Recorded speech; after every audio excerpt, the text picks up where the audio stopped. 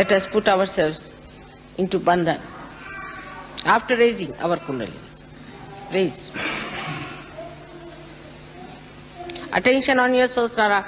Don't close your eyes. Push back your head. 1. Again. Sit straight. Take it up on your head. 2.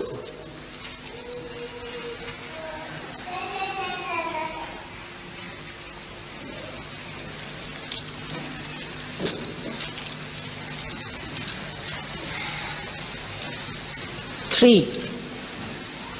Now a bandhan. 1. Slowly.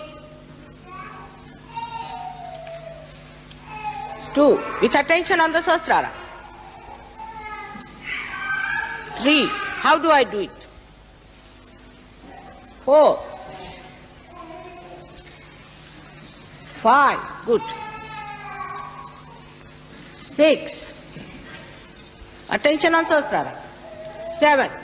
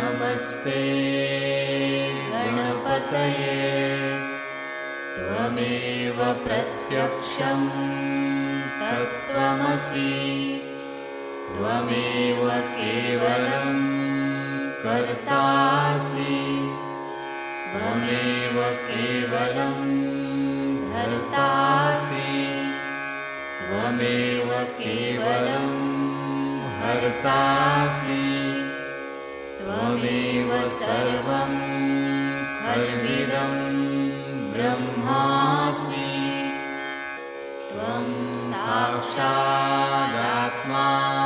नित्यं ऋतं वच्मि सत्यं वच्मि अवत्वं माम् अववक्तारम् अवश्रोतारम् अवदातारम् अवधातारम्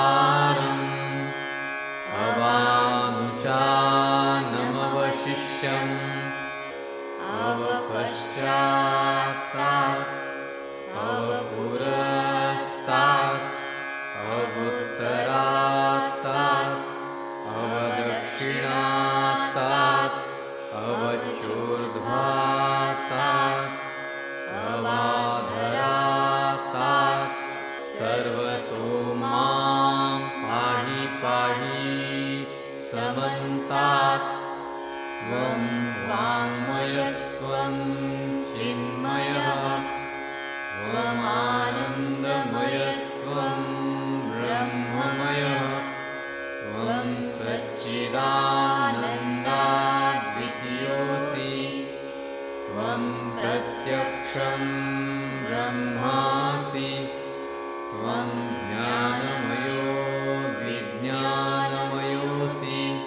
सर्वं जगदिदं त्वत्तो जायते सर्वं जगदिदं त्वत्तस्तिष्ठति सर्वं जगदिदं त्वयि लयमिष्यति सर्वं जगदिदं त्वयि प्रत्येति त्वं भूमिरापो नलो नीलो नभः त्वं चत्वारि वाक्पदानि त्वं गुणत्रयातीतः त्वं देहत्रयातीतः त्वं कालत्रयातीतः त्वं मूलाधारस्थितोऽसि नित्यं त्वं शक्तित्रयात्मकः त्वां योगिनो ध्यायन्ति नित्यं त्वं ब्रह्मा त्वं विष्णुस्त्वं रुद्रस्त्वम् इन्द्रस्त्वम् अग्निस्त्वं वायुस्त्वं सूर्यस्त्वं चन्द्रमास्त्वं ब्रह्मभूर्भुवः स्वरों गणादीं पूर्वमुच्चार्य वर्णादि तदनन्तरम् अनुस्वारः परतरः अर्धेन्दुलसितं तारेण रुद्धम् एतत्तव मनुस्वरूपं गकारः पूर्वरूपम् अकारो मध्यमरूपम् अनुस्वारश्चान्त्यरूपम् बिन्दुरुत्तररूपम् नादसन्धानम् संहिता सन्धिः सैषा गणेशविद्या गणकऋषिः निःसृद्गायत्री छन्दः गणपतिर्देवता ॐ गं गणपतये नमः एकदन्ताय विद्महे वक्रतुण्डाय धीमहि तन्नो दन्ती प्रचोदयात् एकदन्तं चतुर्हस्तं पाशमङ्कुशधारिणं रदं च वरदं हस्तैर्बिभ्राणं मूषकध्वजं रक्तं लम्बोदरं शूर्पकर्णकं रक्तवाससं रक्तगन्धानुलिप्ताङ्गं रक्तपुष्पैः सुपूजितं भक्तानुकम्पिनं देवं जगत्कारणम् अच्युतम् आविर्भूतं च सृष्ट्यादौ प्रकृतेः पुरुषात् परम् एवं ध्यायति यो नित्यं स योगी योगिनां वरः नमो गणाधिपतये नमो गणपतये नमः प्रमथपतये नमस्तेऽस्तु लम्बोदरायैकदन्ताय विघ्ननाशिने शिवसुताय श्रीवरदमूर्तये नमो नमः। साक्षात् श्री आदिशक्ति माताजी श्री निर्मला देव्यै नमो नमः।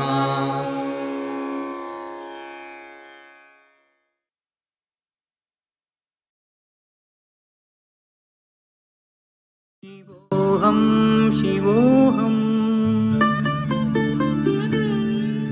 शिवोऽहं शिवोऽहं शिवोऽहं शिवोऽहम्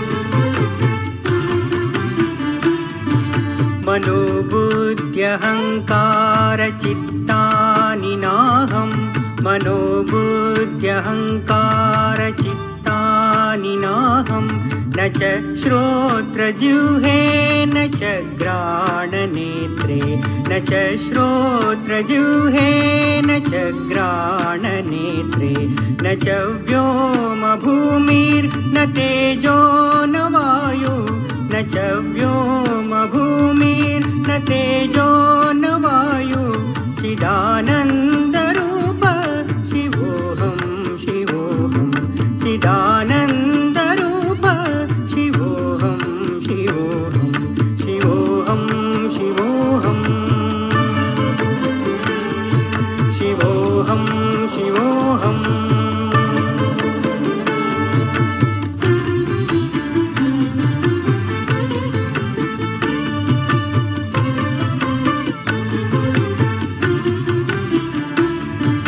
न च प्राणसंज्ञो न वै पञ्चवायु न च प्राणसंज्ञो न वै पञ्चवायु न वा सप्तधातुर्न वा पञ्चकोश न वा सप्तधातुर्न वा पञ्चकोश न वाक्पाणिपादं न चोपस्थपायु न वाक्पाणिपादं न चोपस्थपायु चिदानन्दरूप शिवोऽहं शिवोऽहं चिदानन्दरूप शिवोऽहं शिवोऽहं शिवोऽहं शिवोऽहं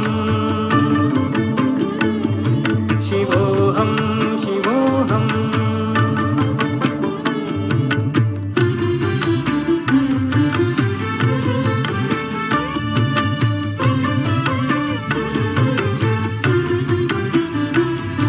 न मे द्वेषरागौ न मे लोभमोहौ न मे द्वेषरागौ न मे लोभमोहौ मदो नैव मे नैव मात्सर्यभाव मदो नैव मे नैव मात्सर्यभाव न धर्मो न चार्तो न कामो न मोक्ष न धर्मो न चार्तो न कामो न मोक्ष चिदानन्दरूप शिवोऽहं शिवोऽहं चिदानन्दरूप शिवोऽहं शिवोऽहं शिवोऽहं शिवोऽहं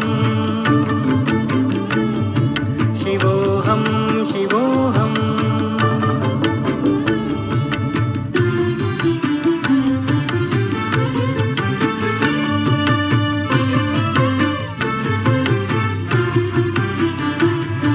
न पुण्यं न पापं न सौख्यं न दुःखं न पुण्यं न पापं न सौख्यं न दुःखं न मन्त्रो न तीर्थं न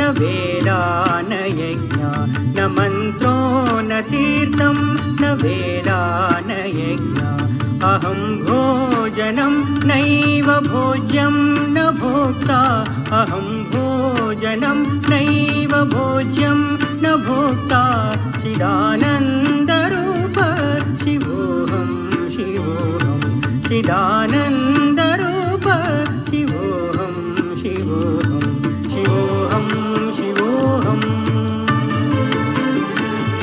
शिवोऽहं शिवोऽहम्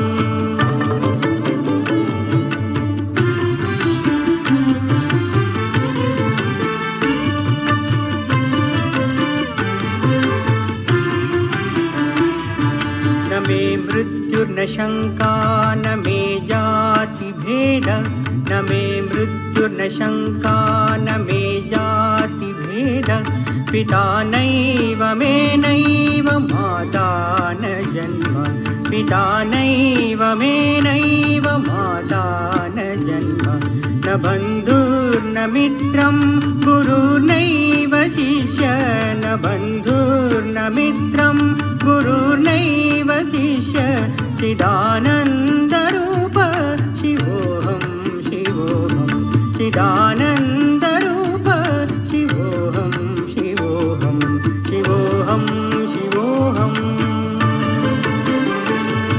शिवोऽहं शिवोऽहम्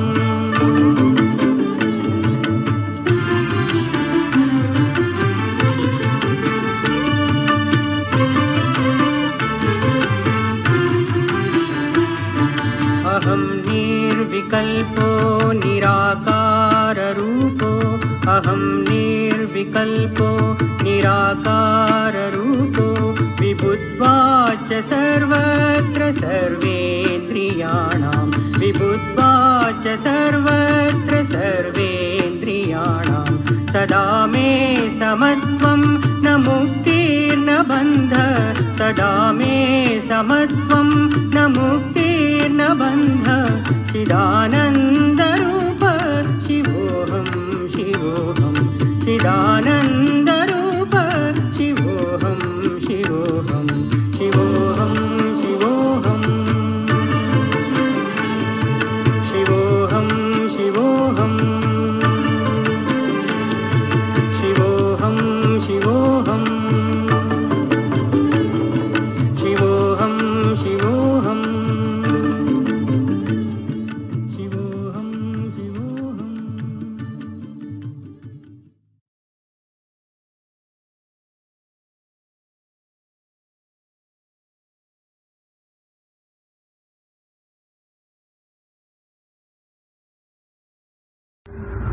आपसे पहले मैंने बताया है उत्पत्ति के बारे में, क्योंकि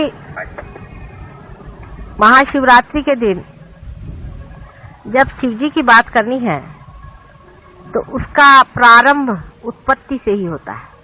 इतने वो आदि हैं।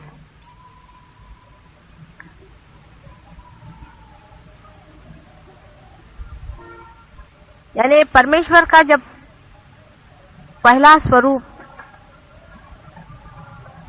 प्रकटित होता है यानी मैनिफेस्ट होता है, जबकि वो ब्रह्म से प्रकाशित होते हैं, उस वक्त उन्हें सदाशिव कहा जाता है। इसीलिए शिवजी जो हैं इनको आदि माना जाता है। ऐसे समझ लीजिए कि किसी वृक्ष को पूर्णतया प्रकटित होने से पहले उसका बीज देखा जाता है और इसीलिए उसको बीज स्वरूप कहना चाहिए। इसीलिए शिवजी की अत्यंत महिमा है।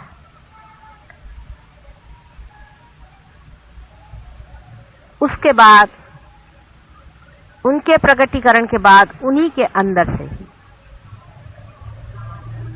शक्ति अपना स्वरूप धारण करके आदि शक्ति के नाम से जानी जाती। वही आदि शक्ति परमात्मा के तीनों रूपों को अलग अलग प्रकाशित करती है, जिसको आप जानते हैं, जिनका नाम ब्रह्मा, विष्णु और महेश माने शिव शंकर है। यानी एक ही हीरे के तीन पहलू आदि शक्ति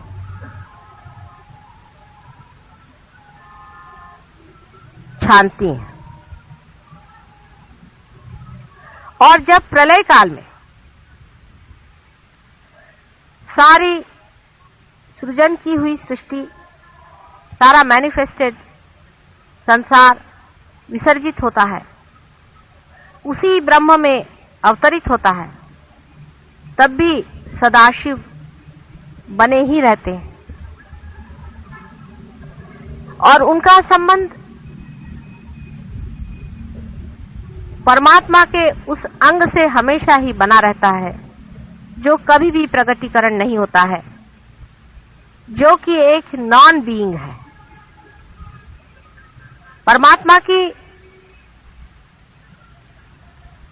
जो शक्तियां प्रकट होती हैं वो बीइंग से होती हैं,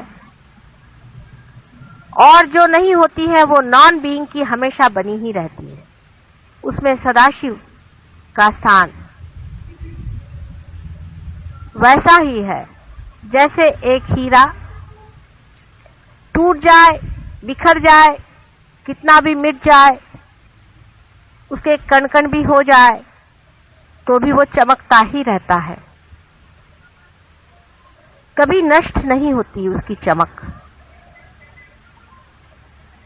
उसी प्रकार सदाशिव का स्थान है। सदाशिव से स्थिति बनती है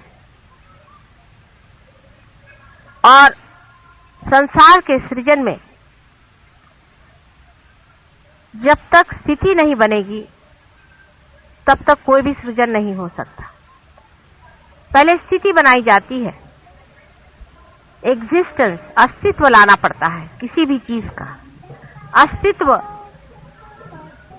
सदाशिव के ही शक्ति से होता है। इस कारण सृजन में उनका वही हाथ होता है जैसे किसी बड़ी भारी हवेली में या भवन में उसके नींव का होता है, उसके फाउंडेशन का होता है। वो दिखाई नहीं देती, जो नींव होती है वो दिखाई नहीं देती है, लेकिन उसके बगैर कोई भी बिल्डिंग खड़ी नहीं रह सकती। उसी तरह सदाशिव हमारे अंदर भी हृदय में निवास करते हुए आत्मा स्वरूप होते हैं। जब तक वे अपने हृदय में आत्मा स्वरूप स्थित होते हैं तभी तक हमारा इस संसार में जीवन चलता है। जिस दिन वो अपनी आंखें मूंद लेते हैं उसी दिन हम लोग खत्म हो जाते हैं, इस दुनिया से हम निकल जाते हैं और हमारी स्थिति परलोक में हो जाती है। शिवजी आप जानते हैं कि हमारे सूर्य नाड़ी पर वास करते हैं, चंद्र नाड़ी पर वास करते हैं, और चंद्र नाड़ी पर बैठे हुए वे स्थिति का सारा कार्य अपने अंदर करते ही हैं। लेकिन हमारा जो प्राण है उसकी भी स्थिति वो बनाए रखते हैं। शिवजी के बगैर हमारे प्राण नहीं चल सकते। अब ये काफी लंबी चौड़ी बातें हैं, वो मेरी किताब में मैंने काफी खोल करके कही हुई है। शिवजी का स्वरूप वे एक परम सन्यासी, जैसे कि परमात्मा का एक स्वरूप है कि वो अंदर से संन्यास्त है। वो किसी वजह से ये रचना नहीं करते, उनको कोई कारण नहीं है, वे अपने करते हैं, उनकी विम है, उनका मजा है। वो अगर चाहे तो रचना करते हैं, नहीं तो उसे तोड़ देते हैं। एक संन्यास्त आदमी संसार में जो बहुत से विराजते हैं वे उनके प्रतीक हैं। मेरे संन्यास से अर्थ जो दुनिया में माना जाता उससे नहीं है, आप सब जानते हैं। संन्यास्त उसे कहना चाहिए जो आदमी सेल्फ रियलाइज्ड होकर के उस दशा में पहुंच गया है जहां वो साक्षी है। अंदर से वो संन्यास्त होता है, बाहर से सारे संसार में रहते हुए भी वो महान सन्यासी होता है। उसमें कुछ किसी से बताना नहीं पड़ता कि मैं सन्यासी हूं, मैंने सन्यास ले लिया है। लेकिन जो अंदर से मन हमारे अंदर सन्यास ले लेता है, जो अंदर से संन्यास्त हो जाता है, वो स्वरूप श्री शिव का है। और जो संसार में हम विराजते हैं और संसार के जो कार्य करते हैं और संसार में जितने भी हम भोगते हैं, वो भोक्ता स्वरूप परमात्मा का जो है वो उनका श्री विष्णु का स्वरूप है। इसलिए विष्णु के स्वरूप में वो भोक्ता है, शिव जी के स्वरूप में वो संन्यास, और ब्रह्मा के स्वरूप में वो सृजन करने वाले, सृजन कार्य करने वाले करता है। इस सन्यासी के और दृष्टि करने से एक अजीब सी चीज दिखाई देती है कि नील वर्ण का इनका शरीर, क्योंकि ये चंद्रमा के लाइन पे बैठे हुए हैं, इनके गले में, हाथ में सर्प लपटे हुए हैं। इनका सारा ही अलंकार सर्पों से हो जाता है। सर्प शीतल होते हैं, शांत होते हैं, दाहकता को पीते हैं, और वो अपने ऊपर सर्प को पाले हुए हैं। माने संसार का जितना भी दुष्ट, जितना भी विपरीत, जितना भी डंक, जितनी भी जबरदस्त चीजें संसार को नष्ट करने वाली हैं, सबको अपने शरीर में समाये हैं। दुनिया भर का गरल वो पिए हुए अपने, आप जानते ही हैं कि उन्होंने गरल को शुरू में ही सारा पी लिया, और जो कुछ भी गरल संसार का होता है वो अपने अंदर पीकर संसार को ठंडा रखते, संसार को सुख देते। जो कुछ भी मर जाती है चीज, खत्म हो जाती है, वो सारी ही उनके राज्य में जाकर बसती है। और जो बेकार के लोग होते हैं, जो महादुष्ट होते हैं, उनके कारागार भी उन्हीं के चरण धूलि से बंद हो जाते। वे लोग बंदिश होते हैं शिव जी की कृपा से। उनके सर पे चंद्रमा का राज्य है। चंद्रमा स्वतः लक्ष्मी के भाई है, और इसीलिए कहा जाता है कि अपने साले को उन्होंने अपने सर पे रख लिया है। बहुत ही उनका अजीब सा वर्णन कवियों ने किया हुआ है, और बहुत सुंदर उनके सर पे गंगा का बोझा उन्होंने उठाया हुआ है। माने वो सबका गर्व हरण करने वाले। गंगा जैसी गर्भवती को भी उन्होंने अपने जटा में बांध लिया। इतनी उनकी जटाएं जबरदस्त हैं। मनुष्य में जो अहंकार होता है उसे भी वो अपने अंदर पी लेते हैं, और इसी प्रकार वो संसार की अहंकारी लोगों से रक्षा करते। वो अतुलनीय है, उनका कोई वर्णन शब्दों में नहीं कर सकते। लेकिन उनके अंदर एक बहुत बड़ा, एक बहुत ही असाधारण एक शक्ति है जो किसी भी देव देवताओं में नहीं है। वो है क्षमा की शक्ति। वे दुष्ट से दुष्ट महादुष्ट को भी क्षमा कर सकते हैं। जिन्हें गणेश जी क्षमा नहीं कर सकते, जिन्हें यीशु मसीह नहीं क्षमा कर सकते, उनको भी सदाशिव क्षमा कर सकते हैं। इसीलिए हमेशा जब भी क्षमा मांगनी होती है, बोलायचं नाही ध्यानाच्या वेळेला, कृपा करून। जब भी क्षमा मांगनी होती है तो उन्हीं से क्षमा मांगी जाती है, क्योंकि कुछ कुछ ऐसी बातें हैं जिसे गणेश बिल्कुल नहीं क्षमा कर सकते। जिसे कि हम कहते हैं कि सिन अगेंस्ट मदर, माँ के खिलाफ कोई सा भी पाप करना, जितने भी सेक्स के पाप हैं उसको श्री गणेश कभी भी नहीं माफ करते, कभी नहीं कर सकते। उनको बहुत मुश्किल है मनाना। जीसस क्राइस्ट भी नहीं कर सकते, कभी भी नहीं कर सकते। उनके लिए सिर्फ महादेव, श्री शंकर समर्थ है। उनकी बात को ये दोनों भी नहीं टाल सकते, इसलिए उनकी आराधना करनी चाहिए। आश्चर्य की बात है कि महाशिवरात्रि के दिन लोग उपवास क्यों करते हैं। मेरी कुछ समझ में नहीं आता कि ये प्रथा कौन से आधार पर बनाई गई। या तो किसी 420 लोगों ने शास्त्रों में ये बात लिख दी गई। आज के दिन उन्होंने गरल पिया था, और आपको भी आज के दिन हर चीज खाने की इजाजत है कि आज आप गरल भी पी लें। तो आज आपने बराबर निकाल लिया कि आज तो हम उपवास करेंगे। मेरा आज इतने जोर से हृदय चक्र से खिंचाव पड़ रहा है। जिस जिस सहज योगी ने आज उपवास किया है, मेरे हृदय चक्र को खींचे जा रहा है।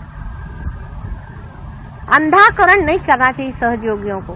सोच लेना चाहिए कि जो दिन बड़ा ही सेलिब्रेशन का है, जिन्होंने गरल पी करके संसार में विजय प्राप्त की, उस शिव जी का जब इतना बड़ा महोत्सव है, उस दिन भूखा मरना किसने बताया है? जिस दिन मनुष्य खुश होता है उस दिन ज्यादा ही खाता है। आज तो 2 रोटी ज्यादा खाने का दिन है, आज सबने उपवास करके रखा हुआ है। और इसलिए शिव जी सबसे नाराज हैं, और इस चीज को शिव जी भी नहीं माफ कर सकते। तो हो गया आप लोगों का कल्याण। तभी आजकल सब दूर इतने बड़े बड़े शिव भक्तों के पहले हार्ट अटैक आता है। आज खुशियां मनाने का दिन कि उन्होंने सारे संसार का जो कुछ भी गरल था उसे पी लिया, जो कुछ भी अहित था, जो कुछ भी पाप था, जो भी दुष्टता संसार में फैली हुई थी, सबको उन्होंने शोषण कर लिया। ऐसे शिव जी के महान दिवस पर्व में हमको इस तरह से मनहूस काम करना नहीं चाहिए। अगर हम किसी के जन्म दिवस पर उपवास करते हैं तो उसके मरने पर हम लोग क्या खाना खाएंगे? सब उल्टा कारभार हमारे यहाँ चलता है। कोई मरता है तब ब्राह्मण बैठ के खाना खाते, जब कोई जन्म होता है तो सब लोग बैठ के उपवास करते घर वाले। कैसे समझाया जाए? कौन से शास्त्र में इसका आधार है? और शास्त्रों में भी महामूर्खों ने इस तरह की चीजें भर दी हैं। जिसको देखो उसने अपने शास्त्रों में दुनिया भर का अत्याचार कर। एक सोच समझ रखना चाहिए कि आज के दिन उपवास का क्या अर्थ है। सब लोग मिठाई खाएं, क्योंकि आज ये मंदिरों में बैठे हुए लोग मिठाई खाना चाहते तो मिठाई चढ़ाई जाए। अभी रात भर भंग पिएंगे बैठकर और चरस खाएंगे और कहेंगे कि शिवजी खाते थे तो हम भी खा रहे हैं चरस और भंग। शिवजी तो इसलिए खाते हैं चरस और भंग कि उनको जब सबकॉन्शियस में जाना पड़ता है तो वो उसे खाते हैं, चाहे जिसे भी खा ले, उनको क्या मतलब है। जैसे कि समझ लीजिए कि एरोप्लेन है, उससे आपको कहीं जाना हो तो आपको पहले पायलट तो होना चाहिए। जो वो भंग पी करके और चरस खा के शिवजी नहीं हो सकते। वो तो शिवजी ही हैं जिन्होंने गरल पी लिया, और वो हैं जो दुनिया भर के भंग पी करके संसार के जितने भी भंग है उनका शोषण कर रहे हैं। क्या कि ये भंग कहाँ डंप की जाए? तो उनके अंदर भर दी जाती कि भाई चलो तुम स्थिति हो, तुम पी लो, तुम गरल पी लो, तुम भंग पी लो। तो चले सब लोग भंग पीने आज, क्या आज भंग पी के सब लोग शिवजी हो रहे हैं। आप में से कितने लोग शिवजी के पांव के धूल के बराबर हैं? वो तो भंग इसलिए पीते हैं कि उनके अंदर रखा ही जाता है सारा भंग का स्टोर। संसार में भंग होती ही है, राक्षस भी होते हैं, दुष्ट भी होते हैं। इनको कहाँ रखा जाए? घर के अंदर आपके यहाँ अगर कोई ऐसी चीज हो तो उसको रखने की कोई व्यवस्था होनी चाहिए। शिवजी ने कहा लाओ मैं सब दुनिया भर का गरल पीता हूँ, इसलिए उनके पास ये चीज स्टोर रखी हुई कि भाई तुम रखे रहो। तो आप लोग जो उनके नाम से भंग और चरस पीते हैं, इनसे बड़े महामूर्ख संसार में कोई है ही नहीं। एक सोचना चाहिए सहज योगियों के लिए कि आपको आज तक वाइब्रेशंस तो कभी आए नहीं, आपने कभी जाना नहीं कि ये चीज क्या है, ये क्या आपके अंदर से बह रहा है, ये क्या आपके अंदर होना, कुछ अभिनव चीज, कोई बड़ी भारी चीज, कोई विशेष रूप की चीज। फिर अपने विचार भी बदलने चाहिए, अपनी आदतें भी बदलनी चाहिए। हमेशा इस तरह से उल्टी बात हम क्यों करते हैं, मेरी समझ में नहीं आता। और हर एक उल्टी बात ऐसी उल्टी बैठती है कि उससे शिवजी तो उठ ही गए इस संसार से, और उनको फिर से बिठाना मुश्किल हो जाता है। और अगर ज्यादा देर खड़े रहे तो तांडव शुरू कर देंगे, उनका कोई ठिकाना नहीं। इसलिए सब लोग विचार पूर्वक समझ करके और चले। आज उनका महान, बहुत महान दिवस है। आज से प्रॉमिस करें कि अगले महाशिवरात्रि से बहुत बड़ा उत्सव मनाया जाएगा, उनका गुणगान किया जाएगा। आपको हो सकता है कि विष्णु जी जैसे नहीं उनको पसंद अलंकार, उनके अलंकार और हैं।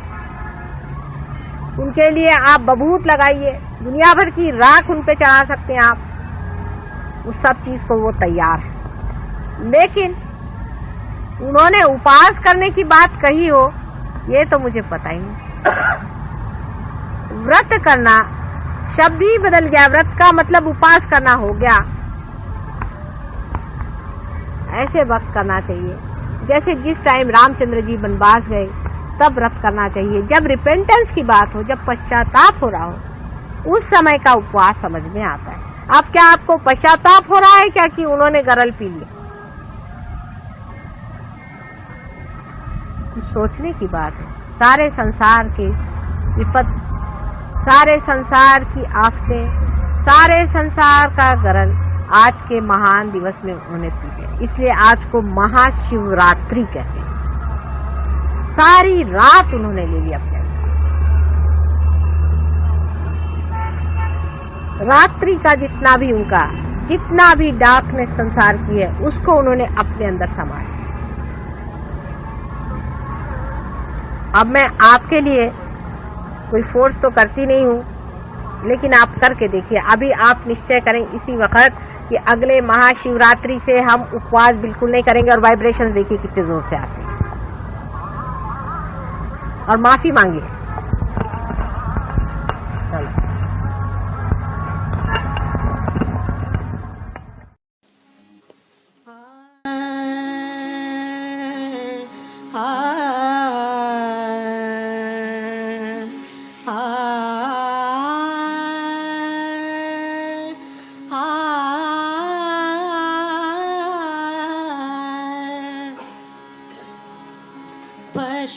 पशूनां पतिं पापनाशं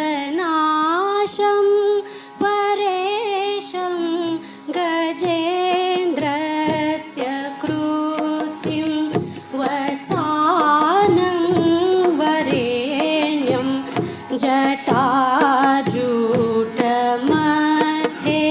स्फुरत्काङ्गवारिं महादेव मे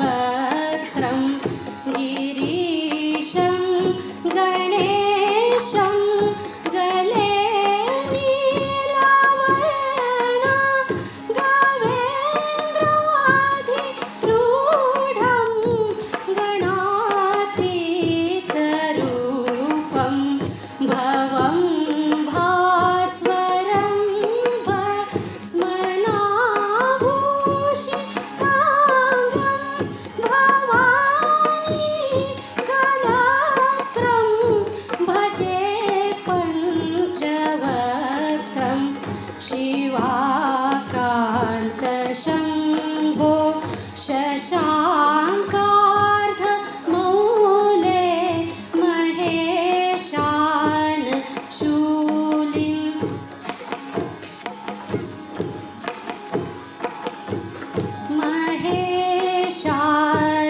महेशानशूलिं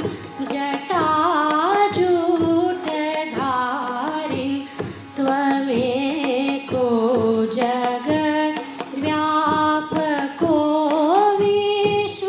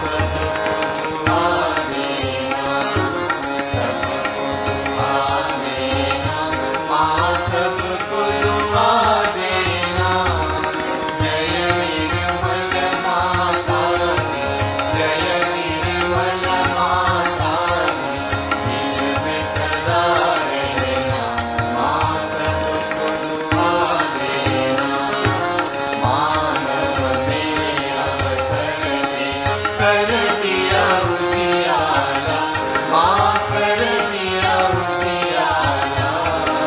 कलयुग में माया है, कलयुग में माया है, फिर जीवन जाना, माँ सबको दुआ देना, सबको दुआ देना, माँ सबको दुआ देना। जय निर्मल माता दी, जय निर्मल माता दी, जिनमें सदा रहना, माँ सबको दुआ देना। चरणों की धरनी है भारत माता, माँ है भारत माता। इस धरती पर आकर, इस धरती पर आकर, मुझसे दूर करना, माँ सबको दुआ देना, सबको दुआ देना, माँ सबको दुआ देना। जय निर्मल माता दी, जय निर्मल माता दी, जिनमें सदा रहना, माँ सबको दुआ देना। जब दिन में आए मधु संगीत सुनो, माँ मधु संगीत सुनो, होय सके जो सेवा, होय सके जो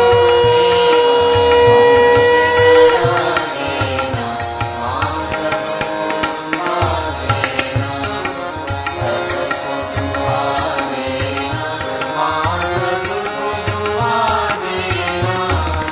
जय निर्मल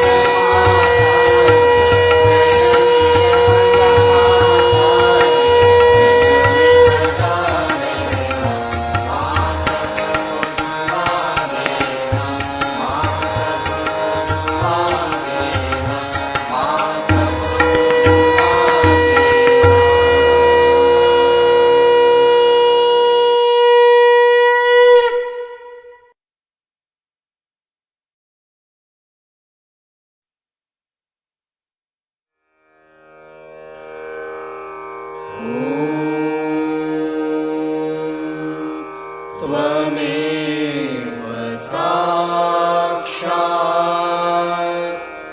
श्री महालक्ष्मी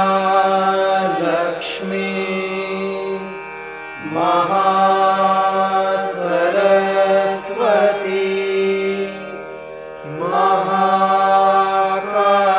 महाकाली त्रिगुणात्मिका कुंडलिनी साक्षात् श्री आदिशक्ति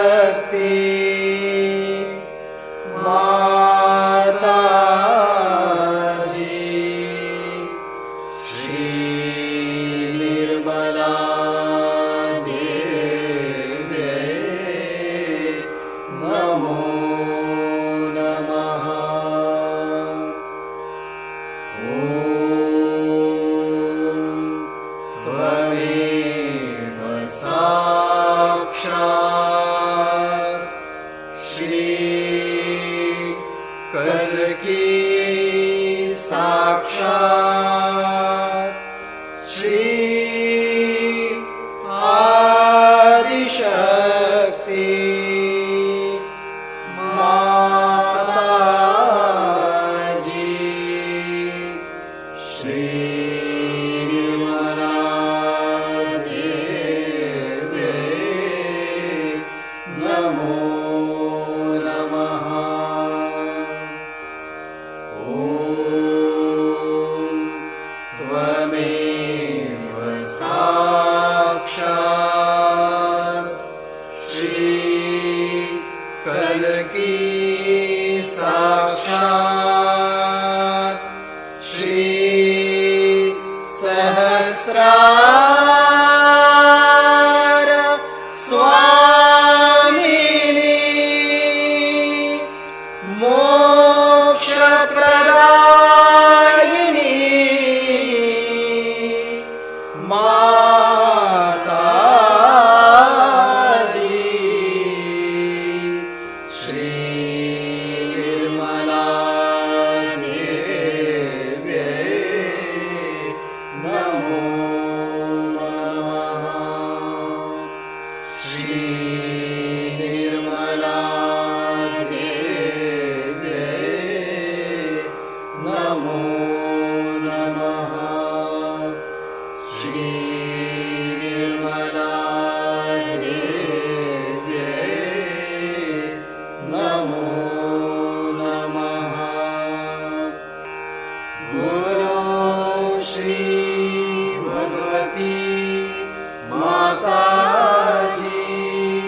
श्री निर्मला देवी की जय।